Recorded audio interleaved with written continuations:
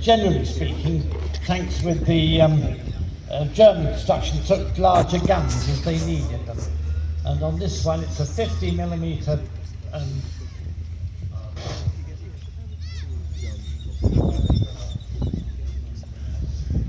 Now, ladies and gentlemen, you've got a bit of a dilemma which way to look. We're going to hand over now to Simon Ledger, because on the track you've got some rare German Armour driving around, and in the sky, any moment now, we should be seeing our Spitfire.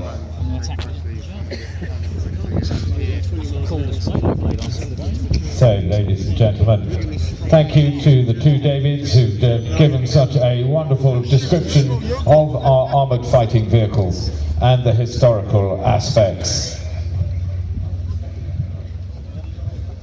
Shortly coming in from the west, the Supermarine Spitfire Mark 11. This one PL 965, built in 1944. It was a Mark 11 because it was a photo reconnaissance aircraft. Here he comes now.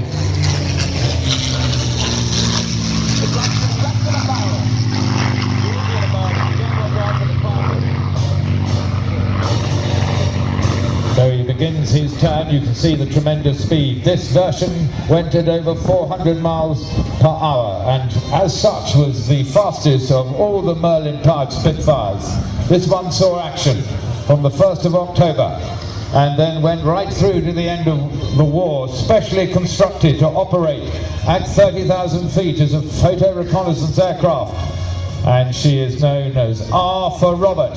Here she comes in her special blue colours.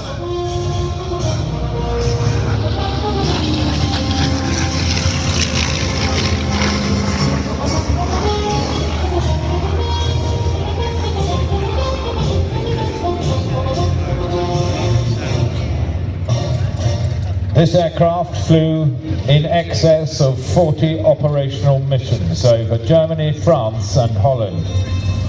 It was based in Brussels, where it flew photo reconnaissance missions to check out what was happening in Osnabrück, Bremen, Dortmund, Hanover, Hamburg, Kiel and Berlin itself.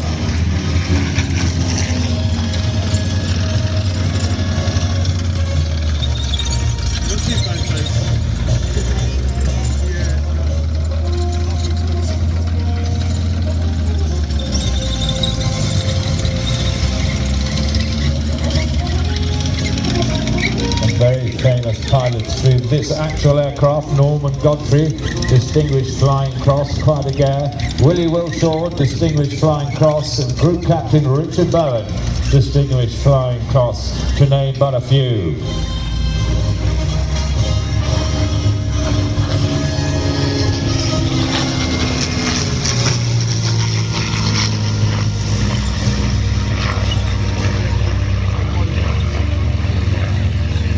This iconic aircraft, flown today by Peter Teichmann, who is a committed warbird addict. He owns an organisation called Hangar 11, and he has the biggest and only collection of iconic fighter planes: a Mustang, a Supermarine Spitfire, as you see today, a rare P-40 Kitty Hawk, and the only Hawker Hurry Bomber still flying.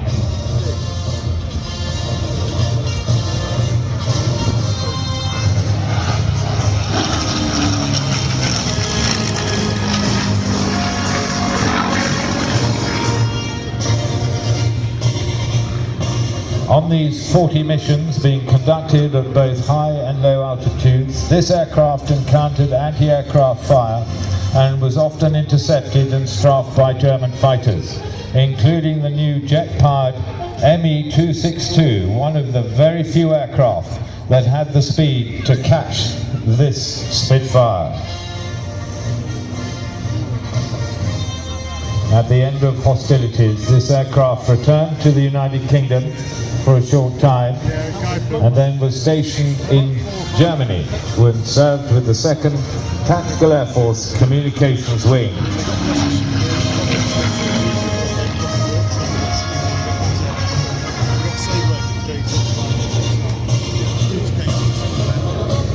Ladies and and gentlemen. We're lucky to have this aircraft with us today as the cloud cover is getting increasingly lower, so her performance had to get in on time. And you will not see some of the more specialised manoeuvres that Peter Teichmann specialises in. He is one of the leading pilots for flying shows throughout the world, and he flies over 9,500 flights.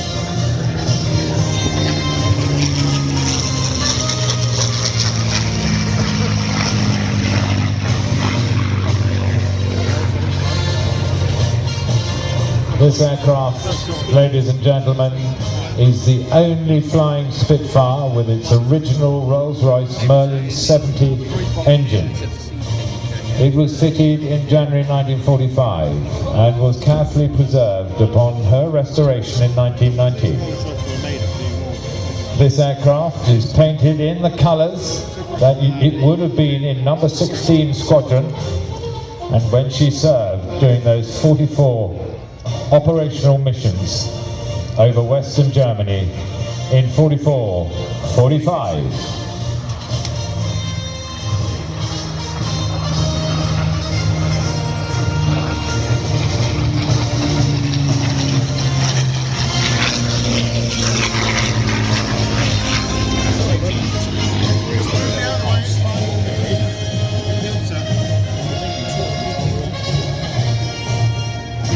The reason why she's with us today is that, unlike many other Spitfires and other Second World War aircraft, she was not destroyed at the end of the war.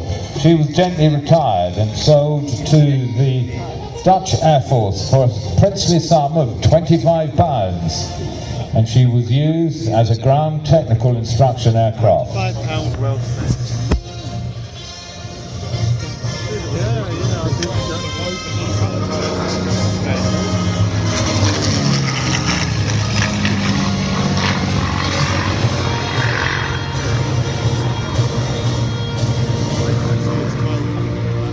In 1960, she was moved as an exhibit at the Dutch War Museum at Overloon. There she remained for 27 years, eventually returning to the United Kingdom in 1987 to be restored. This work takes long and detailed time, and it took 5 years to restore for Robert to get her into the flying position you see her now.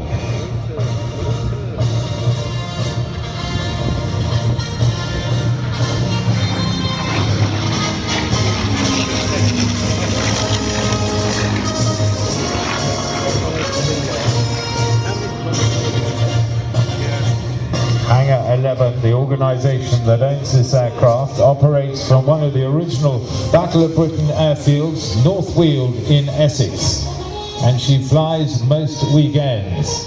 Interestingly enough, the equipment she carries are still the original Type 24 cameras that were so successful in putting together the intelligent picture that finished the war so well in 1945.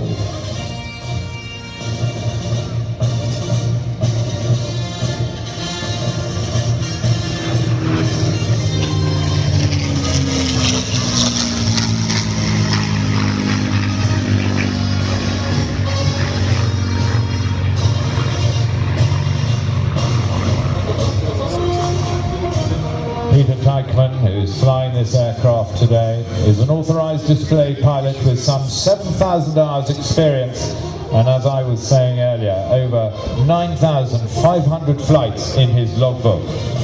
He spends most of his weekends during the summer displaying this and his other part of the collection all over the UK and Europe.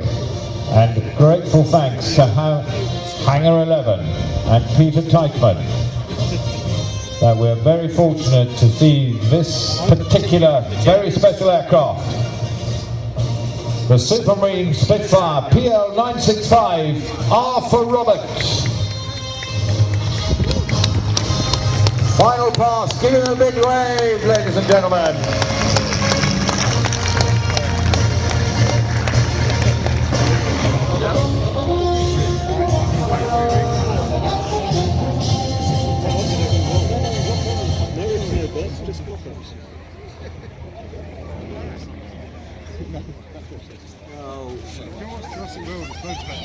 So, ladies and gentlemen, we're slightly spoilt with where to look. We had German Armour going around the arena and a Spitfire up above.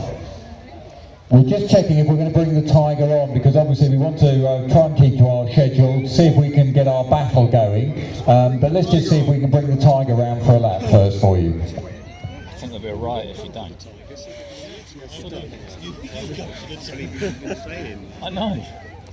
Sure they didn't have any of the King Tigers, right? Yeah.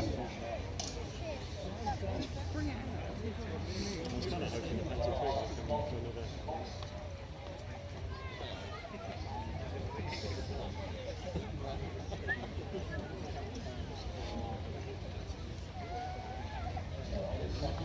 Ladies and gentlemen, just after that slight confusion there, we wanted to get on with getting the battle set up. Just so you've seen, one of the key vehicles that we've got here at the museum is obviously the very famous, probably the most famous tank in the world now, Tiger 131, which is entering the arena. Tiger 131 sent to North Africa with a Schwer Panzer Abteilung 504, knocked out by British 48th Royal Tank Regiment Churchills in North Africa. Battle damage is still on the tank.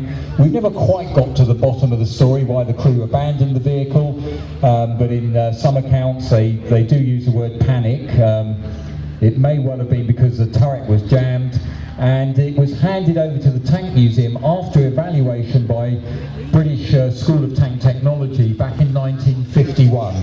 And it's a key exhibit. We started the restoration process back in the 90s, and really that restoration process is a continuous thing. We still are doing work to the vehicle, but we'll let you just listen to this Maybach engine as it drives past the crowd for you.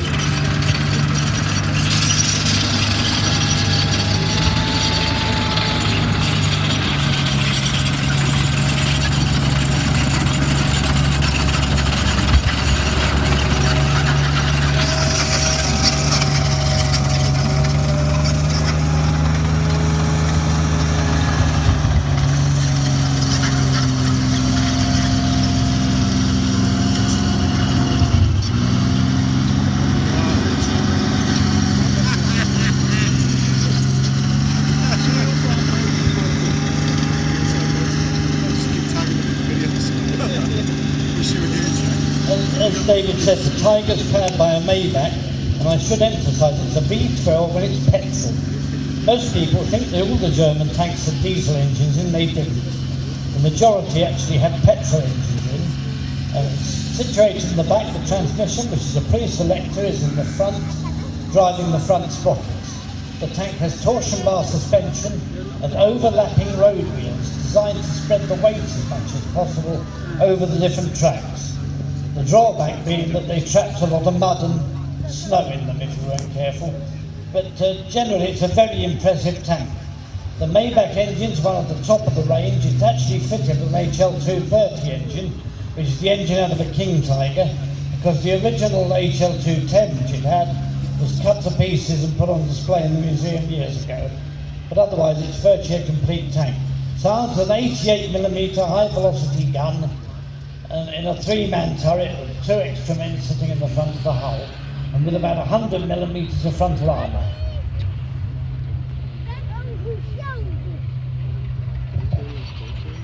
Of course, the Tank Museum is tremendously proud and privileged to have this tank in its collection.